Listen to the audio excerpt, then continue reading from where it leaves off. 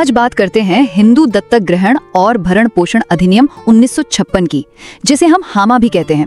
इस पर एक फटाफट वाली नजर डालते हैं। देखिए, ये कानून 1956 में हिंदू कोड बिल के हिस्से के तौर पर आया था। असल में मकसद ये था कि हिंदुओं, बौद्धों, जैनियों और सिखों के बीच गोद लेने और रखरखाव मतलब गुजारे भत्ते से जुड़े जो पुराने बिखरे हुए कानून थे ना, उनको एक साथ लाया जाए, उनको थोड़ा मॉडर्न बनाया जाए।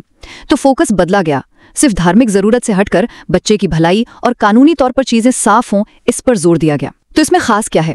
पहला, इसने गोद लेने और रखरखाव के अलग अलग रीति रिवाजों को एक कानूनी दायरे में समेटा।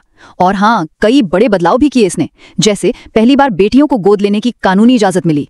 सोचिए, ये कितना बड़ा कदम था।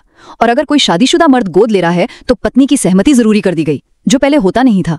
साथ ही पत्नियों, बच्चों और माता पिता के गुजारे भत्ते के लिए भी कानूनी हक तय हुए। दूसरा, गोद लेने के लिए कुछ पक्के नियम बने, जैसे गोद लेने वाला कौन हो सकता है, गोद देने वाला कौन, बच्चा कैसा होना चाहिए और बाकी शर्तें पूरी हों। एक बहुत खास नियम है कि अगर आपके पास पहले से उसी जेंडर का बच्चा या पोता परपोता है ना, तो आप उसी जेंडर का बच्चा गोद नहीं ले सकते। और गोद लेने का असर बहुत गहरा होता है।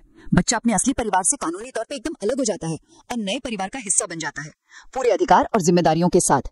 इससे वो पुराने संपत्ति विवाद भी खत्म हुए। और तीसरा, ये एक्ट पत्नी, बच्चों मतलब नाबालिग बच्चे और अविवाहित बेटी और बूढ़े या कमजोर माँ बाप के रखरखाव का कानूनी फर्ज तय करता है। अच्छा, विधवा बहू के रखरखाव का मामला थोड़ा पेचीदा है, शर्तें हैं उसमें, और ये ज्यादातर ससुर की उस प्रॉपर्टी पर निर्भर करता है जो परिवार में पीढ़ी दर पीढ़ी चली आ रही हो। आजकल ना हमा पर सवाल उठते हैं, क्यों? क्योंकि ये सिर्फ हिंदुओं पर लागू होता है। कुछ नियम बच्चे से ज्यादा माँ बाप के हिसाब से लगते हैं।